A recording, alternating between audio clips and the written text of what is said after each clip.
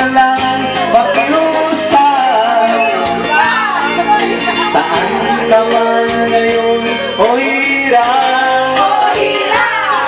Wag sana akong kalimutan pag-ating nagdaraan ng kaisaran.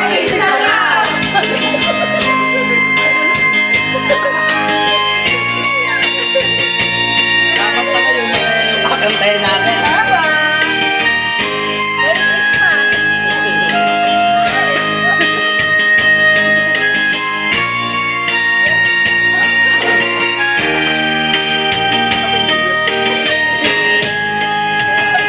Kung sakali